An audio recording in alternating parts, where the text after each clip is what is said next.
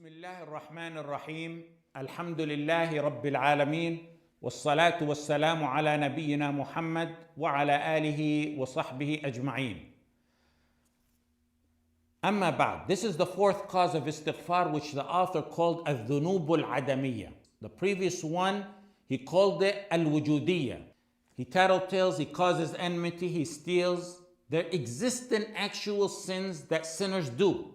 And when one does something, they're generally mindful and aware of it. And with those types of sins that we mentioned, they know generally that they're wrong. And if Allah subhanahu wa ta'ala guides them, they seek istighfar and tawbah. I didn't elaborate on that term in the previous cause because it's better explained with this one here. Those sins exist in the previous cause. The sinners are mindful of them because they're actually doing them. Here it's the opposite. الذنوب العدمية. They don't exist. How do they not exist but one gets sinned for them? Because they're matters that are written and obligated on individuals, yet they don't do them. Not doing them is the sin. That's why he referred to them as at-turuk, matters that are abandoned and left out. In the previous cause, he used al-wujudiyya, sins that exist. Here, in this cause, he used the opposite, al-adamiyya. They don't exist. And we explained how. In the previous cause, he used al-zahira, clear and apparent. Here, he left that out because they're not as clear and apparent to people here. The previous cause, the last cause we mentioned, they're the most popular. It's the most popular cause. And the sins under are the most popular sins. They're apparent and clear. While this one here is not as clear because people are heedless of it, because it's not something you're doing, it's what you're not doing. The author states that this cause is common among matters that pertain to the rights of others, like the rights of parents or spouses or children or relatives or neighbors or Muslims amongst each other, or ordaining the good and forbidding the evil. Transgression in these types of rights and obligations is not performing them or fulfilling them. And they're what could eat up your deeds on a day that you won't even give your own mother a single deed. The effect of the sins under this cause to your deeds are like the effect of termites to the structure of a mansion or a house. Termites are silent killers to the house. And these types of sins are silent killers to your deeds. That's what these turuk, at-turuk as he referred to them, do to your deeds. One gets occupied in furud. He does his fard. But he's mindless of rights that chew away that hard-earned deeds that he performed. When you're told, iqra kitabak, read your book with the undisputable evidence before Allah, it's not only what one did that he will be reading. It's also going to contain what he didn't do that he was supposed to do. Rights of parents that one didn't fulfill.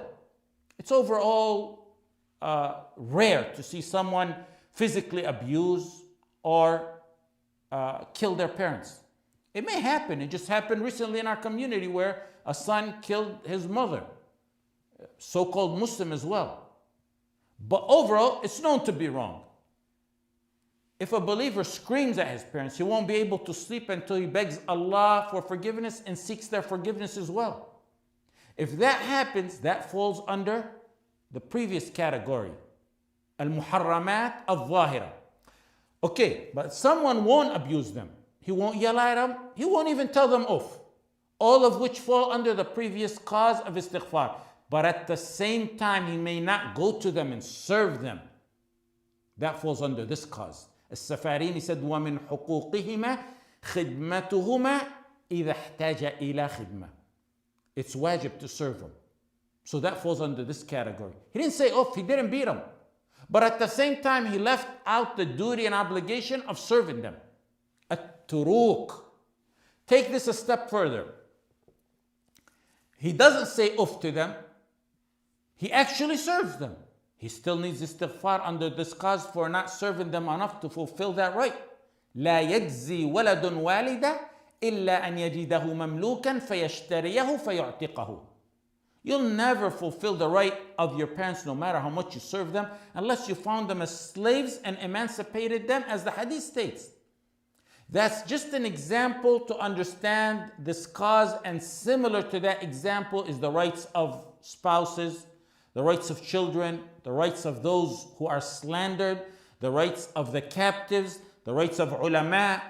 How many parents think that just because they gave birth to their children don't have rights over them? And likewise, the rights of relatives, neighbors, Muslims amongst each other. People generally neglect a lot of them completely, so it falls under at-turuk. And even if one does try to fulfill them, we're humans who have flaws.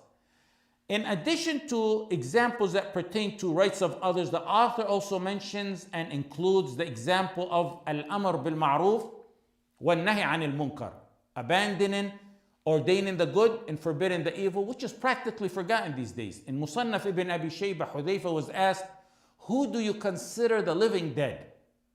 He said, those who abandon al-amr bil-ma'ruf wal-nahy anil munkar, those who abandon ordaining the good and forbidding the evil. That's why a true da'iyah, he considered them the living dead. That's why a true da'iyah prefers the underground than over it when he can't do amr bil ma'ruf and nahy anil munkar, or he's banned from it and he's willing to risk the most valuable to perform it. It's such an important neglected obligation that returns upon one in dunya and akhirah. Allah subhanahu wa ta'ala will have mercy and spare households or towns or countries from punishment if they have muslihun. Muslihun are people who are righteous and ordain the good and forbid the evil. Even if there's not many salihun who are righteous but don't ordain the good and forbid the evil. وَمَا كَانَ رَبُّكَ لِيُهْلِكَ الْقُرَى بِظُلْمٍ وَأَهْلُهَا مُصْلِحُونَ. But if there's salihun, a lot of salihun, righteous people who don't ordain the good and forbid the evil, yet there's no muslihun, then it's a cause of punishment from Allah subhanahu wa ta'ala. كانوا لا يتناهون عن منكر فعلوه. Some people have not done inkar al-munkar in a long time. Not with their hands or their tongues when they're able to, and not even in their hearts. And that's how sins become the norm. Why would forms of tabarruj that are worse than the tabarruj that we read in the description of tabarruj al-jahiliyyat al-ula, the first pre-Islam ignorance, why would they become a norm today? Al-Qurtubi mentioned tabarruj from the time of Nuh and Ibrahim and Musa and Isa alayhim salam, and before the Messenger sallallahu alayhi wasallam. But not only do we have tabarruj worse than those eras that are public and popular and manifest in the norm, but what's startling is that it's now considered hijab. And what some men do publicly without shame or fear from Allah subhanahu wa ta'ala is even worse. And what's startling is they're labeled religious. Would that reach that level if there was active inkar of the munkar going on? Al-amr bil-ma'ruf wa nahy anil munkar is the first characteristic that Allah subhanahu wa ta'ala mentioned that made us the best nation. كنتم خير أمة أخرجت للناس تأمرون بالمعروف وتنهون عن المنكر. The fashion today is to do the inkar on the very few who actually do inkar of the munkar. One may not steal or do namima, cause enmity between Muslims, or lie, or post that which is haram to hear or see for the world to see. That falls under the former cause of istighfar. But at the same time, he or she may see that same haram in person or in online groups that they're involved in, or generally online, where it's become common, and they'll not forbid that munkar when the means are available and easy before them. Some have an illusion that they may not even realize that they have, and it's that they think that online or social media are exempt from inkar al-munkar. Habitually seeing haram without inkar of the munkar destroys the imanic immune system, and sins become the norm to the heart over time, and that's dangerous. When you log into social media accounts, you have terms and pledges with Allah you need to fulfill. You have the pledge of وَالنُّصْحِ لِكُلِّ Muslim. We pledge to the Messenger sallallahu alaihi wasallam to advise every Muslim. How many pass or see something of munkar and comment or message privately the individual? And this is online and in person, but I'm saying online because that's where it's lacking. Let them know sins they're promoting are like telling Allah, Ya Allah, my sins are not enough. I need sins to go viral on the left side of my scale on the judgment day when I stand before you. Wal-'iyadhu billah. Every one of the millions who see it and listen to it, whatever it may be of the various types of munkar, the original producer lays in his grave or her grave until Yawm al-Din, which could be hundreds or thousands or millions of years. So long as that sin is still circulating, they're in the grave getting that sin. They will carry their own heavy loads of sins and the heavy loads of whomever they cause to go astray. لِيَحْمِلُوا أَوْزَارَهُمْ كَامِلَةً يَوْمَ الْقِيَامَةِ وَمِنْ أَوْزَارِ الَّذِينَ يُضِلُّونَهُم بِغَيْرِ عِلْمٍ أَلَا سَاءَ مَا يَزِرُونَ. Sometimes the munkarat may be in aqeedah or in slander of Allah subhanahu wa ta'ala or His Messenger sallallahu alayhi wa sallam. Or the believers, muwahhideen, the pure muwahhideen who the globe loves to attack, or circulating weak hadith, or words of shirk, or oath by other than Allah, or instruments of the shaitan, or tabarruj, or other matters that have become so common. A person may never slander, which falls under the previous cause, but he may see it and not do inkar of that munkar, and that falls under this cause from two avenues. The author said most of this cause are rights of others, and it's the right of a Muslim over another to defend him if he's being slandered. You're not slandered, the previous cause, but you're leaving something out which is defending him. And you need istighfar from that. The second avenue is that when you see someone being slandered, you're leaving, forbidden the evil. And that's one of the examples that he gave. Ulama and dua and muwahhideen and muwahhidat are systematically slandered day and night. It's their right that we defend them when we see that they're being slandered.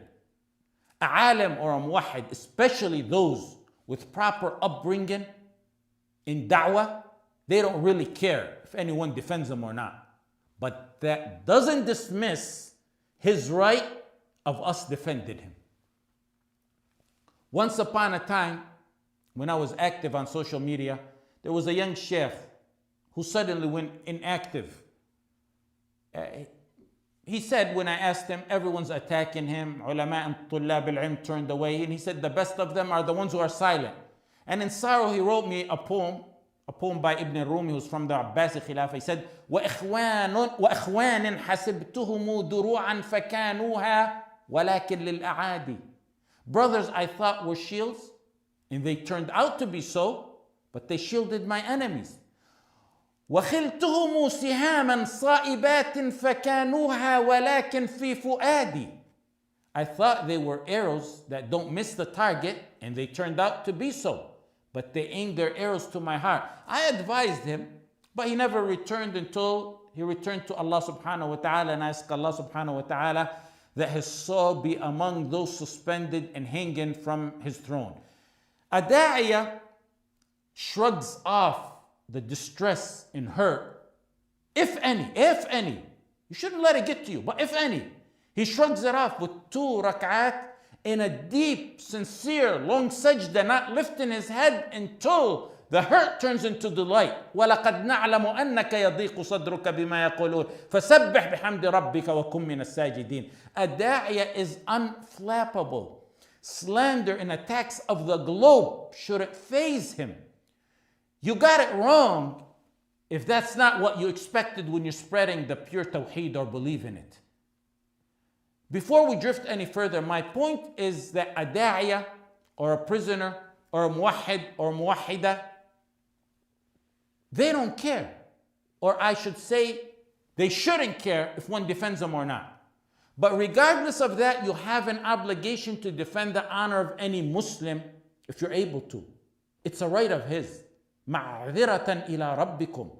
Fulfillment of the obligation of ordaining the good and forbidding the evil.